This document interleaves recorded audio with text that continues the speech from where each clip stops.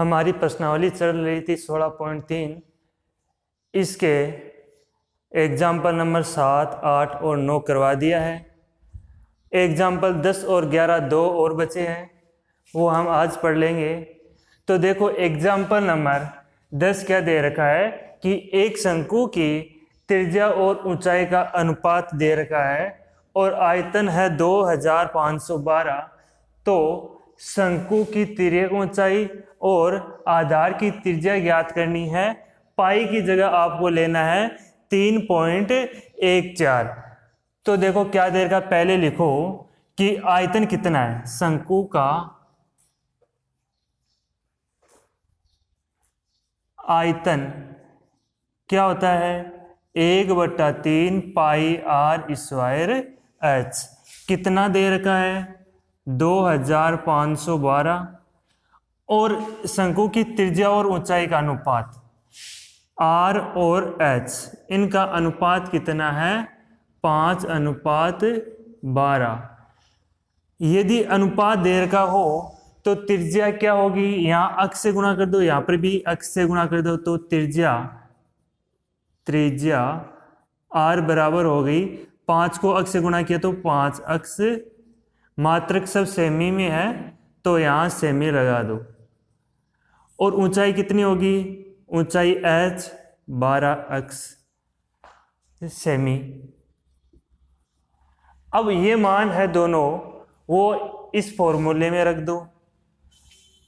1/3 पाई की जगह वो मान लेना है, 22/7 मत लेना, पाई की जगह 3.14 लेना है, 3.14। आर स्क्वायर, आर का मान कितना है, 5 अक्ष, तो 5 अक्ष का स्क्वायर इंटू एच की जगह 12 अक्ष बराबर क्या लेना है, 2512। कैंसिल हो रहा है और उसको कैंसिल कर दो, बाकी को उधर 3 को 12 को कैंसिल किया, कितना आया 4। यहाँ क्या शेष रहा देखो, 3.14 इंटू 5 अक्ष का स्क्वायर किया तो कितना आएगा, 5 का स्क्वायर 25 और अक्ष का स्क्वायर अक्ष स्क्वायर इंटू यहाँ क्या शेष रहा 4 अक्ष बराबर 2512। अब देखो यहाँ अक्ष स्क्वायर है, यहाँ अक्ष है, अक्ष स्क्वायर को अक्ष से गुणा किया तो अक्ष की पावर 3, बाकी को उधर भेज दो या फिर इसका पॉइंट हटा दो। पॉइंट हटाया तो नीचे क्या लगा 100, इसका पॉइंट हटाने पे नीचे क्या आएगा 100। 25 को 4 से गुणा किया तो कितना आएगा 100, और ऊपर जो 100 बनेगा वो नीचे वाले 100 से क्या होगा कैंसिल। अब देखो यहाँ 314 बचा है, उसको उधर भेज दो, तो 25 12 के बटे में गया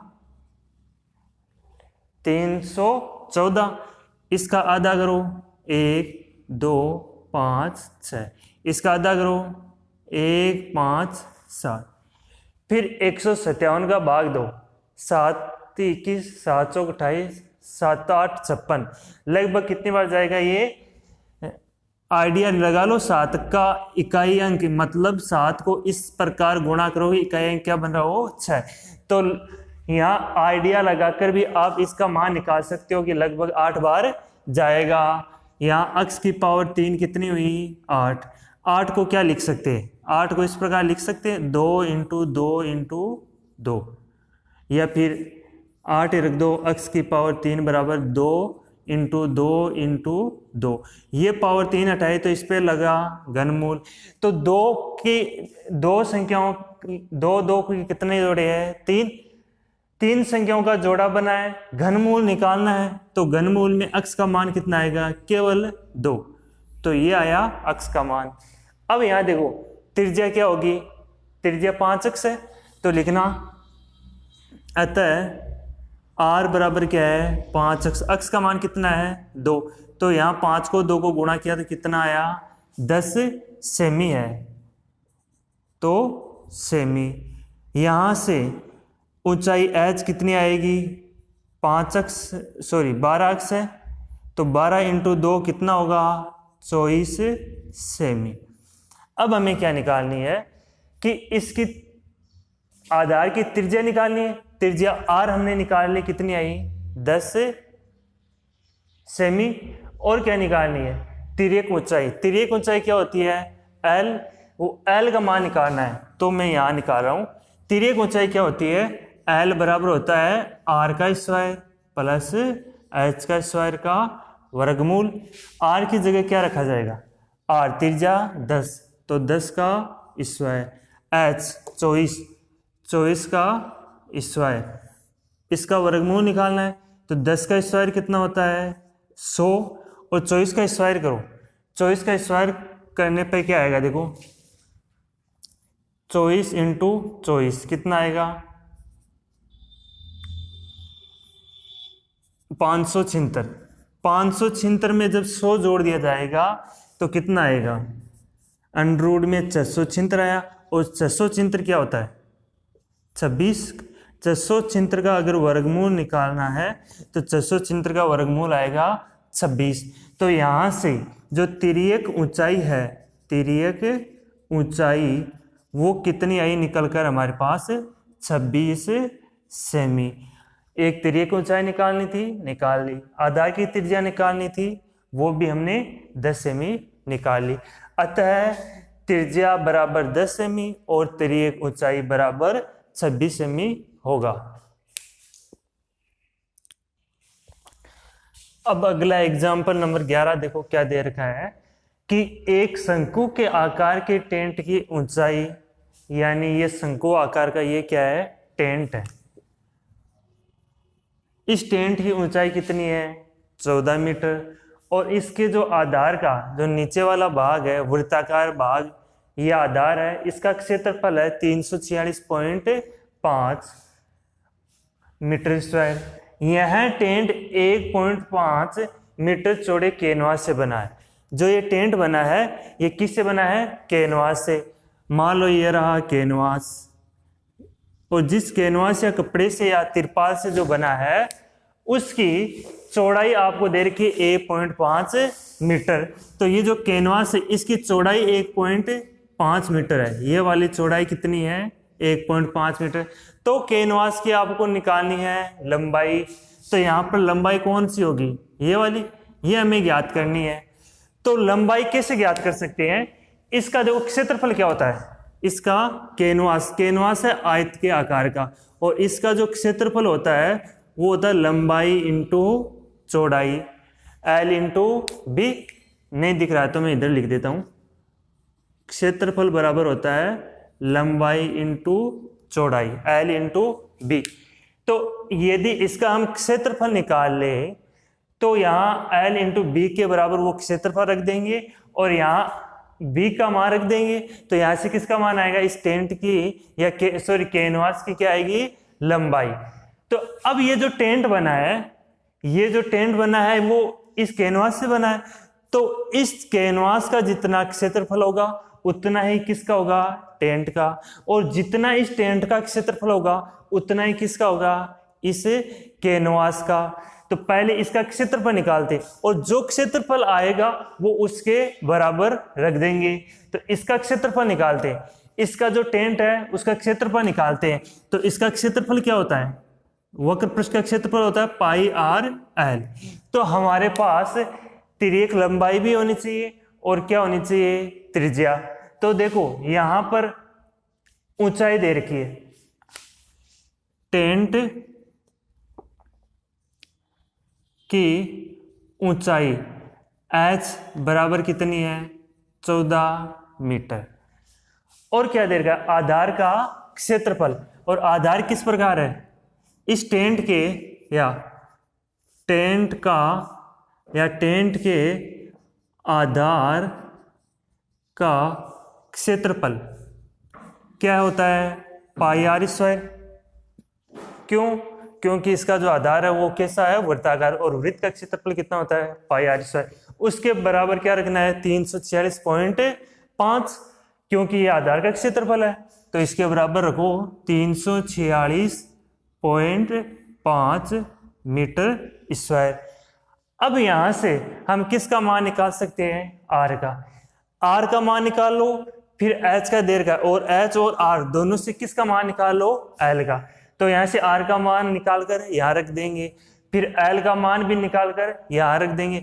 जो क्षेत्रफल आएगा वो उसके बराबर रखना है। तो पहले यहाँ से आर का मान निकालो। देखो आर स्क्वायर बराबर क्या आएगा, 346.5 बट्टे, ये पाई है, ये इधर आएगा तो नीचे आएगा, यहाँ पाई का मान रख रहा हूँ 22, बट्टे वाले जो 7 है, जो बट्टे वाला 7 है वो चला गया ऊपर गुणा में। यहाँ देखो कैंसिल हो रहा तो कैंसिल करो, इसमें 11 का भाग दो, कितनी बार जाएगा, 2 बार। इसमें 11 का भाग दो, कितनी बार जाएगा, 31.5, या फिर इसका पॉइंट हटा ही दो, पॉइंट हटाते हैं नीचे बिंदु लग गया, कितना आएगा 315। और कैंसिल हो रहा है क्या, कोई नहीं हो रहा है तो लिख दो आर स्क्वायर बराबर क्या आएगा, इसको गुणा करो,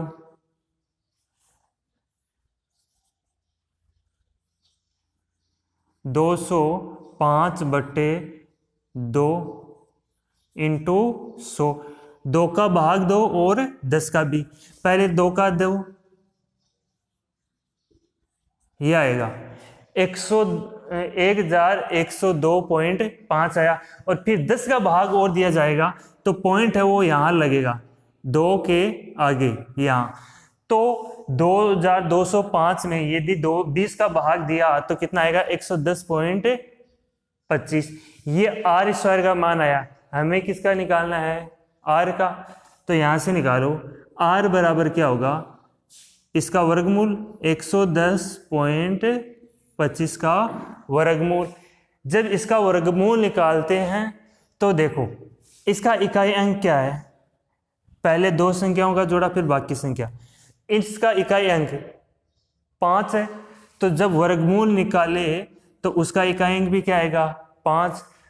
अब ये देखो ये 110 है, ये किसके वर्ग के नज़दीक है, और जिसके नज़दीक है उससे कम वाला लेना है। जैसे मान लो 12 का स्क्वायर, 12 का स्क्वायर क्या होता है 144, और 11 का स्क्वायर कितना होता है 121, और 10 का स्क्वायर कितना होता है 100।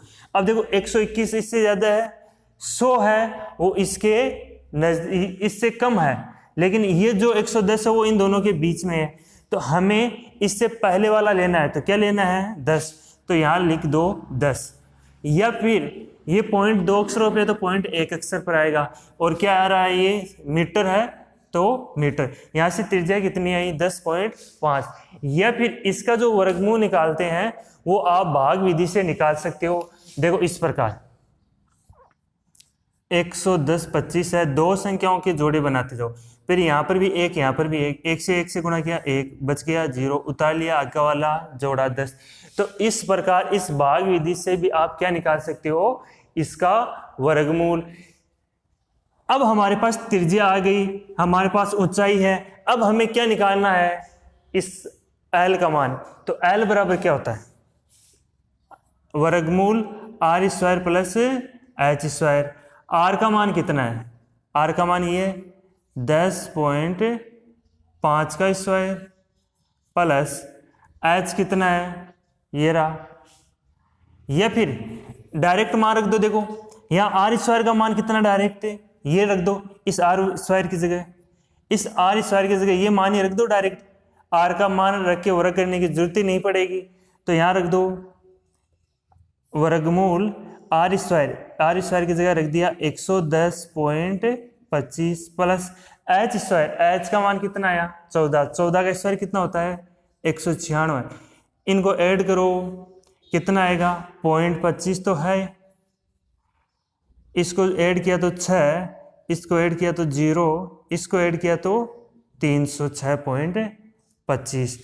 अब देखो ये 306.25 आया है, ये किसका मान है एल का। तो अब इसका क्या निकालना है वर्गमूल। अब वर्गमूल देखो भाग विधि से निकालते हैं। देखो यहाँ पर भाग विधि भी आपको बता देते हैं कि भाग विधि क्या है, इसका वर्गमूल निकालते हैं। देखो 306 ये है। अब यहाँ से इधर से 2 संख्याओं के जोड़े बनाओ, 25 का बना दिया, 06 का बना दिया, ये 3 अकेला है तो इसको अकेला ही रहने दो। अब यहाँ पर भी 1 और 1 रखो, क्योंकि 2 और 2 रखा तो क्या आएगा 4, 3 से ज्यादा होगा तो इस संख्या से ज्यादा नहीं होना चाहिए, तो 1 को 1 को गुणा किया तो 1, शेषफल बचा 2, उतार लिया 0, 6। अब इन दोनों को ऐड करो 2, यहाँ पर और यहाँ पर कौन सी संख्या रखी जाए कि वो 206 से ज्यादा भी न हो, तो क्या रखा जाएगा 7 और 7 रख दिया, तो कितना आएगा देखो, असल 4 कितना आया 189। अब जो 189 आया तो इसको घटाओ, कितना शेष रहा 17। अगला जोड़ा कौन सा है 25, इसको यहाँ उतार लेते हैं। फिर क्या करते हैं, ये 7 और ये 27 जोड़ो, कितना आया 34। 7 और 27 को जोड़ने पर 34 आया। अब देखो यहाँ पर और यहाँ पर क्या रखे कि 1725 हो जाए, तो यहाँ तो आप देखते ही बता सकते हो कि इकाई अंक 5 है, तो यहाँ पर भी 5 रखो, यहाँ पर भी 5, क्योंकि 5 और 5 को गुणा करते हैं तभी इकाई अंक क्या बनता है 5। ये हम जानते हैं कि ये लगभग पूर्ण संख्या ही निकलेगी, तो 5 और 5 रखा तो कितना आया 1725 और शेषफल क्या बच गया 0। तो इस संख्या का जब वर्गमूल निकालते हैं तो कितना आता है 175, तो L बराबर क्या आएगा 175। लेकिन यहाँ पॉइंट है 2 अक्षरों पे, तो पॉइंट लगेगा 1 अक्षर छोड़ के, क्यों, क्योंकि जब इसका पॉइंट हटाया तो नीचे आएगा 100, और जब 100 वर्गमूल से बाहर आएगा तो क्या बनेगा 10, जब 10 का भाग ही तो देना है, तो यहाँ पर क्या हो जाएगा 175 है तो 17.5 मीटर होगा। तो हमारे पास लंबाई आ गई, कितनी आई 17.5 मीटर। अब निकालते इसका क्षेत्रफल, जो ये है कि टेंट है, इसका निकालते क्षेत्रफल। देखो यहां निकाल रहे हैं टेंट का क्षेत्रफल, टेंट का क्षेत्रफल, और टेंट का वक्र पृष्ठ का क्षेत्रफल होता है पाई आर एल। पाई की जगह 22/7 और आर की जगह ये 10.5 और एल की जगह कितना आएगा 17.5। ये मान रख दिया, कैंसिल हो रहा है तो कैंसिल कर दो। देखो इसका पॉइंट भी हटा दो, इसका भी हटा दो, नीचे लगा दो 100। 7 का भाग दो 15 बार, 15 को इससे गुणा करो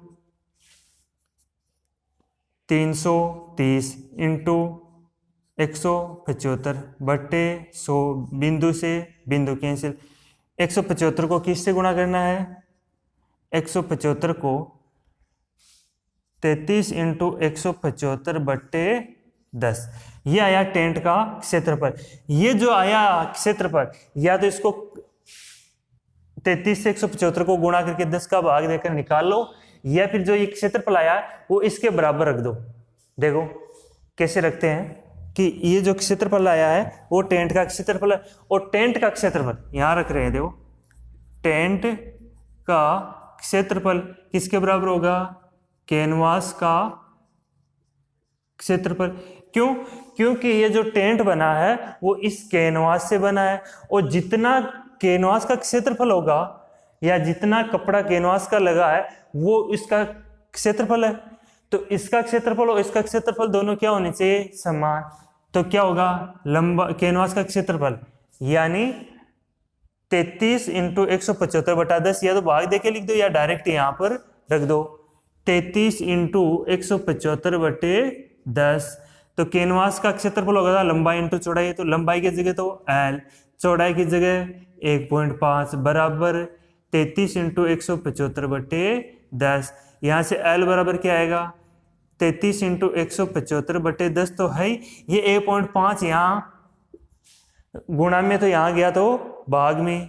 अब इसका पॉइंट हटा दो, ऊपर लगा 10, 10 से 10 कैंसिल, 15 का भाग दो, या 5 का दिया तो 3, 5 का दिया तो 5, 3 का नहीं जा रहा है, तो क्या आएगा L बराबर आया 13 इंटू 35 बटे 3। तो 13 और 35 को गुणा करना है और कितने का भाग देना है 3 का, तो कितना आएगा यहाँ से कैनवास की जो लंबाई है, जो लंबाई निकल कर आएगी वो कितनी आएगी। यहाँ देखो हमने क्या कर दिया, देखो गलती, यहाँ पर देखो 33 था तो यहाँ पर भी क्या लिखना था हमें 33, तो यहाँ पर भी क्या आएगा 33 लिखो, यहाँ पर भी 33, यहाँ पर भी 33।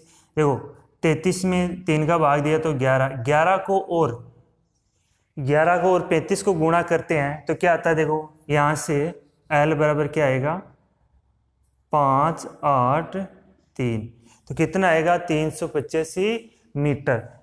तो ये जो निकल कर आई है वो कैनवास की क्या आई है, लंबाई। तो हमें यही तो निकालना था कि कैनवास की क्या ज्ञात करनी है, लंबाई। तो यहाँ पर हो गया है इस प्रश्नावली के सारे एग्जाम्पल। अगले वीडियो में हम क्वेश्चन करेंगे।